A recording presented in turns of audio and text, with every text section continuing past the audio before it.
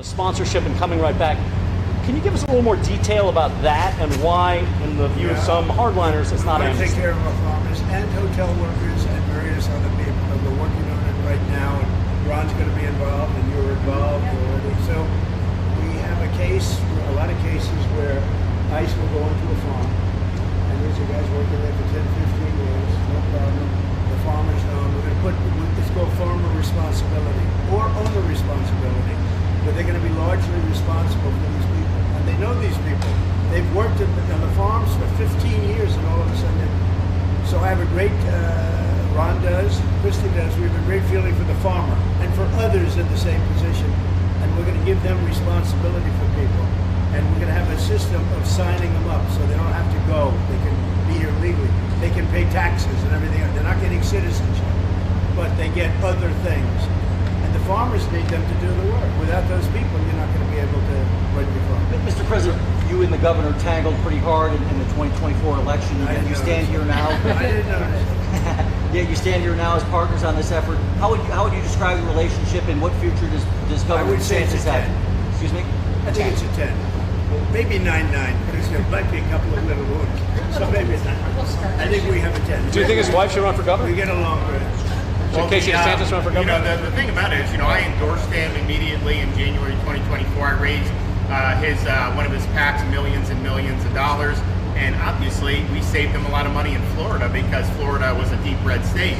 He didn't even have to do a rally in Florida, whereas 2016 and 20, this was like ground zero, and so we've been really happy to do that, and then we've worked very well on this and other issues with Florida. You can call him at any time, and he wants to be helpful for governors. I mean, I can tell you that. We did Hurricane Helene last year. You didn't hear from the president at the time then, but with President Trump, we know immediately. You just make the phone call. Can we ask a Gaza follow-up question? I'm sorry, like another thing you inherited. How firm are you going to be with Netanyahu about ending the war in Gaza? Very firm, but he wants it to. I will tell you. He's coming here next week. He wants to end it too. We had a tremendous success with Iran. They weren't happy. Somebody said, when are you going to sign? I said, sign? They are so bombed out.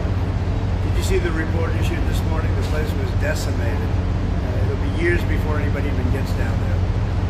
So that's not a priority, but we'll have a report and we'll have whatever we want. We'll get whatever we want from Iran. And I think, and I hope they will have a good record. They have massive sanctions right now, biting sanctions. It's going to be very hard for them to do anything with those sanctions, and I look forward to maybe there'll be a time when we get along with them and they can rebuild their country. But is there a point where you tell Netanyahu, like, you've got to end this now, you got to strike a deal? Well, he wants to. I can tell you, he wants to, and I think we'll have it. I think we'll have a deal next week. Thank you. That's what I think. Mr. President, did you intend to announce your pick for successor to Jay Powell earlier than say, or as early as say this summer or this fall? Will I do something about who it's going to be? Yes. I don't know. Hey, she'd be a good candidate. I do. She'd be a good candidate. Anybody would be better than Jay Powell.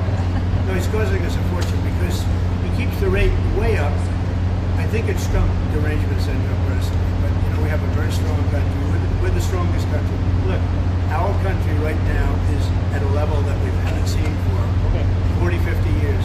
What we're doing now is nobody's seen anything like it. I told you, I was in the Middle East. The King of Saudi Arabia said to me very strongly, he said, you know what? A year ago you had a dead country.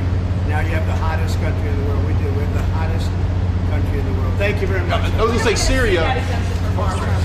We'll be seeing it over the next couple of years. Also, those type of industries. Kill more Garcia for the first debate here.